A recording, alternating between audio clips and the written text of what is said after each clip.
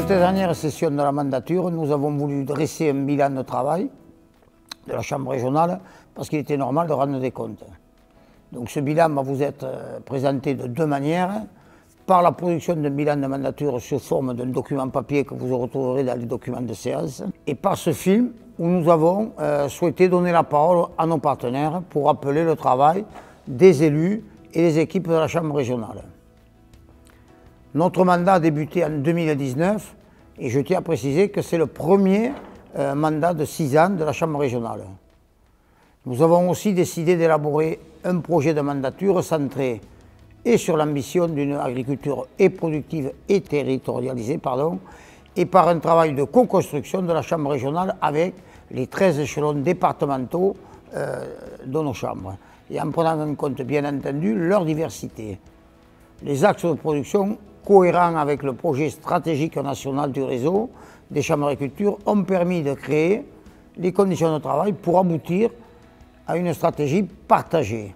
Et donc je vais vous les rappeler: accompagner l'agriculture dans ses transitions économiques, sociétales et climatiques, créer plus de valeur dans les territoires, faire dialoguer les agricultures et la société, et représenter tous les agriculteurs et préparer l'avenir. Et je dirais le 5e axe sur l'efficacité de notre réseau. C'est avec une grande fierté que je vous présente ce bilan d'activité de la mandature de 2019 à 2025 de la Chambre régionale. Je vous rappellerai donc que ce mandat a été marqué par une succession de crises majeures: pandémie du Covid, influenza aviaire, MHE, FCO, tensions sur les matières premières et bien entendu la guerre en Ukraine. Et le dérèglement climatique qui a touché l'agriculture avec une fréquence et une intensité inédites: sécheresse, canicule, gel, inondations, etc. Aucune filière d'Occitanie n'aura pas été malheureusement épargnée. Néanmoins, tout au long de ces 6 années, les élus de la Chambre régionale, épaulés par nos équipes techniques, ont porté les priorités de ce projet de mandat que nous avions défini en 2019.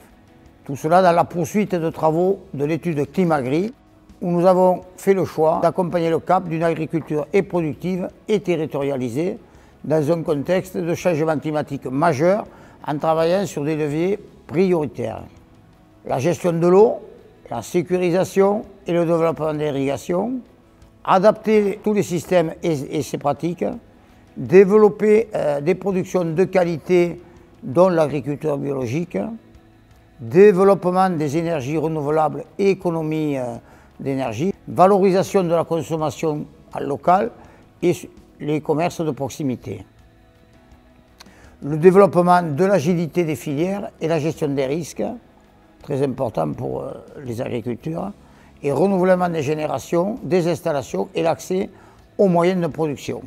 Nous nous sommes également attachés à construire au sein des 14 établissements de la région les synergies permettant d'être plus efficaces.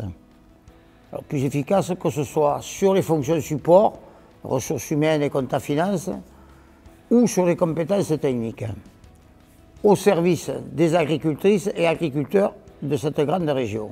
Je tiens à remercier chaleureusement nos élus, nos équipes, nos financeurs et nos partenaires pour le chemin parcouru. Nous avons cette année célébré les 100 ans des chambres d'agriculture en France. Je ne doute pas qu'elles continueront à être au rendez-vous pour le futur de nos territoires et de nos agriculteurs et agricultrices. Parallèlement, la fonction de la Chambre régionale d'agriculture, de ses élus et de moi-même en qualité de président est aussi de bâtir des partenariats solides et constructifs. C'est ce qui m'a guidé tout au long de ces 6 années.